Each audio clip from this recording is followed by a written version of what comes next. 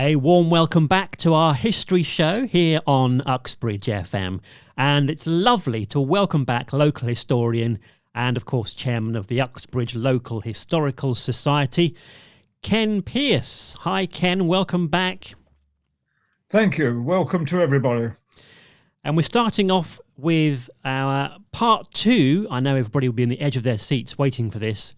We've got Lords, Monks and Bishops, part two. Yes, thank you.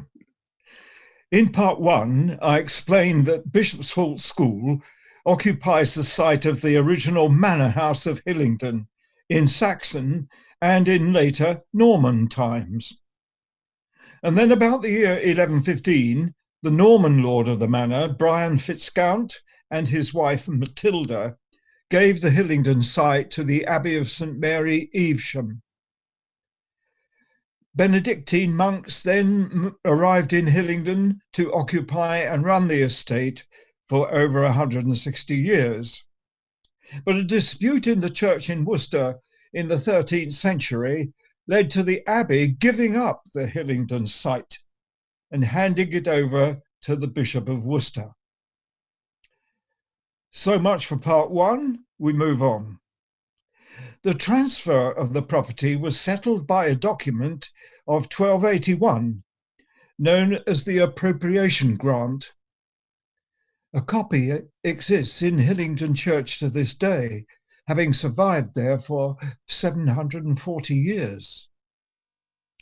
By this agreement, the Bishop of Worcester now became the rector of Hillingdon, and therefore entitled to the great tithes of the parish.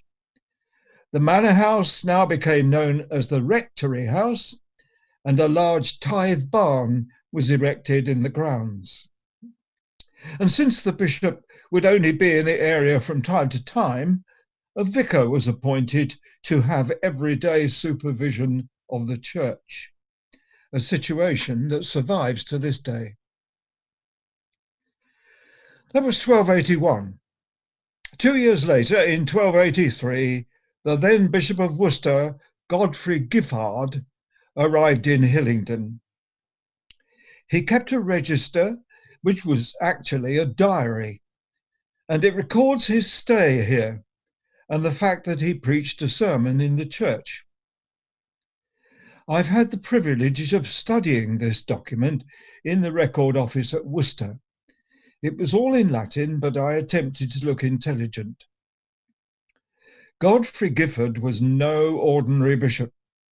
Earlier in his career, he had been Chancellor of the Exchequer, and after that, Chancellor of England. He was one of the most important and powerful men of his time. The 1281 document says that the bishop welcomed the ownership of the Hillingdon property as, I quote, being often called to London by the Archbishop and by the King, he had not any place of residence in his journey where he might commodiously stop or abide. I can only imagine what the peasants of Hillingdon village must have felt when this very important person arrived, probably accompanied by a retinue of servants on horseback. There is no record of the rectory house being rebuilt, but I can't imagine that the old manor house was adequate for this bishop. I'm sure that Giffard would have ordered the building of a much larger residence with more accommodation and stabling. So I'm sure that a new and grander rectory house must have been built at that time. Bishop Giffard continued to visit Hillingdon from time to time until his death in 1302, and Hillingdon Church now had the status of a bishop's chapel and was enlarged in the 14th century. Giffard's tomb and his effigy can be seen today in Worcester Cathedral. His personal coat of arms has become the arms of the Diocese of Worcester. The Giffard Hotel stands in Worcester High Street. After over 750 years, he is not forgotten.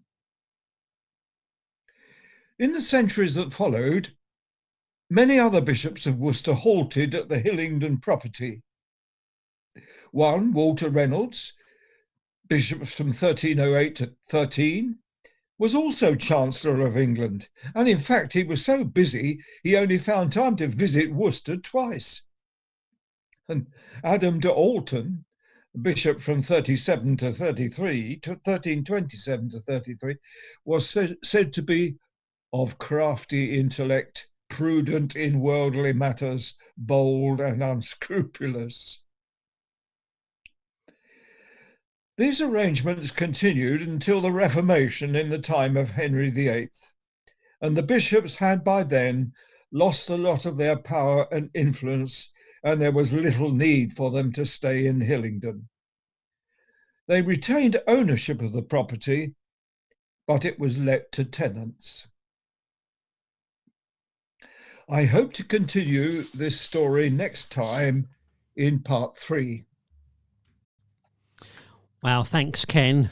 And I think my Latin is probably much worse than your Latin.